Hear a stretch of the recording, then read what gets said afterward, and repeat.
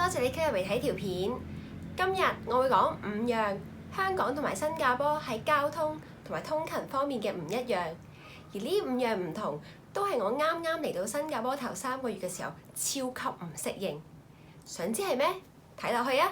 第一就係上落樓梯嘅時候行同埋企嘅方向。喺新加坡係左企右行，而喺香港係左行右企。啱啱嚟到新加坡嘅時候，我成日都會唔小心企咗喺右邊嗰度塞住咗一條路。不過好彩我嘅朋友啊、同事啊都非常之好心咁樣提醒我，就話企翻去左邊先啱啊！嚟到6個月啦，我都叫做適應咗啦。不過可能下一次翻香港嘅時候呢，我就會唔小心企咗去左邊塞住咗一條路噶啦。第二樣就係喺搭巴士嘅時候上車同埋落車都要嘟卡。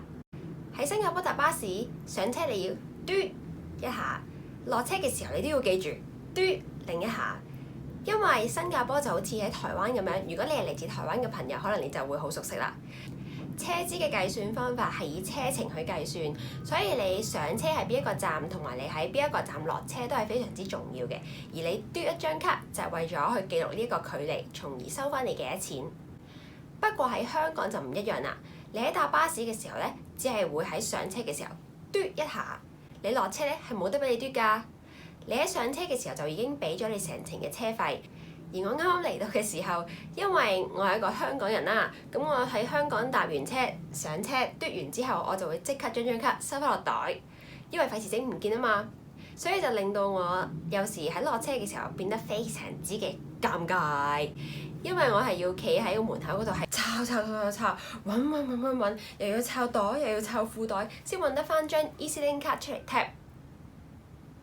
另一樣就係好驚抄嘅時候跌晒啲嘢出嚟。所以呢一樣呢，我改變嘅方法就係我喺上車嘟完之後，我就揸住張卡，又或者係插喺褲袋先，令到自己落車嘅時候可以即刻拎出嚟嘟，然後先至收翻落銀包。第3樣就係喺 MRT 同埋巴士上面係唔可以飲嘢同埋食嘢㗎。呢一樣同香港其實都係一樣，喺 MTR 或者喺巴士上面都係禁止飲食嘅。只不過我覺得喺新加坡呢度，大家都係非常之遵守呢一個規則。喺巴士或者喺 MRT 上面咧，其實都係比較少，甚至係唔會見到有人飲嘢或者食嘢嘅，甚至飲水都唔會。相反喺香港咧，咁我覺得大家就比較我自己啦，唔係大家就會成日好想偷偷地趁冇人睇到嘅時候咧，就扭開可唔可以飲一啖咧？但係我喺新加坡嘅時候，我嘅朋友啊或者同事都會提醒翻我，千祈唔好咁樣做啊，因為好容易俾人捉嘅。倒車咗水邊個清潔？咁所以我就唯有抑壓我內心想飲水嘅慾望，對佢出閘嗰一下，終於可以飲水啊！第4樣有關排隊。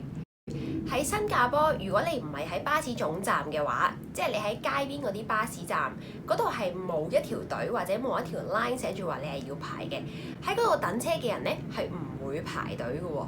巴士嚟嘅時候咧，就大家一齊湧上去搭車上車。而呢一樣嘢我覺得係好神奇嘅，因為喺香港，無論你係喺巴士總站或者喺街邊嘅巴士站，都一定會要求你排隊啦，即係起碼都會有條線畫出嚟。咁你要上車，你要等車，你就一定要排隊。如果唔係嘅話咧，你就好容易俾人話你唔好打尖喎！排翻條隊啦，去後面啦。所以喺新加坡喺街邊嘅巴士站等車嘅時候咧，我其實內心係非常之緊張，因為我見唔到有隊排，我亦都唔知道如果我突然間去上車嘅話，大家會唔會話我打尖或者插隊？所以喺頭嗰1-2個月嘅時候咧，我都盡量會 observe 下，咦會唔會有隊喺度排緊啊？但係結果咧係冇嘅。所以自此之後咧，我就慢慢習慣咗，如果喺街邊嘅巴士站等車，到架車嚟咧，就跟住嗰一窩蜂嘅人群一齊去上車啦。雖然大家係會一齊湧上去上車，不過就唔會有爭先恐後嘅情況。如果有老人家嘅話，通常都俾佢上先咯。我覺得個原因係因為新加坡嘅巴士好似點都會裝得晒喺度等車嘅人，所以大家其實都唔擔心，如果唔排隊就會上唔到車。喺新加坡，巴士同埋 MRT 嘅車速相比喺香港，我覺得係慢啲。同埋班次方面亦都係要等耐啲先有一架車。喺新加坡，如果喺 peak hour 嘅時候，你搭已經係稍為快啲嘅藍線，即係 Downtown Line，都要等到可能3分鐘先有一架車。但係相反喺香港，如果你喺 peak hour 嘅時候搭荃灣線啊、觀塘線啊、東涌線啊，其實可能快嘅話1分鐘或者2分鐘以內一定有一架車嚟到。雖然呢度嘅車速係慢啲，但係我覺得呢度嘅巴士 app 或者 MRT app 話俾你聽，你下一架車仲有幾耐先嚟嘅呢一個數據咧係準確啲嘅。例如喺新加坡，可能佢話俾你聽下一架巴士喺3分鐘之後會到，咁喺3分鐘之後咧架巴士係真係會喺你面前出現嘅。相反喺香港，如果個 app 話俾你聽，你仲要等多8分鐘先有下一班車。當你乖乖咁等多8分鐘之後，係冇車嚟㗎，架車會冇咗㗎。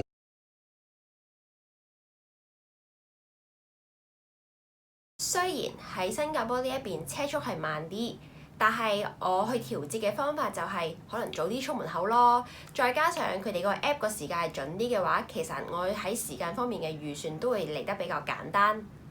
好，呢條片就講到呢度啦。希望可以俾你知多啲香港同埋新加坡喺交通同埋通勤上面嘅唔一樣。咁我哋下次再見啦，拜拜。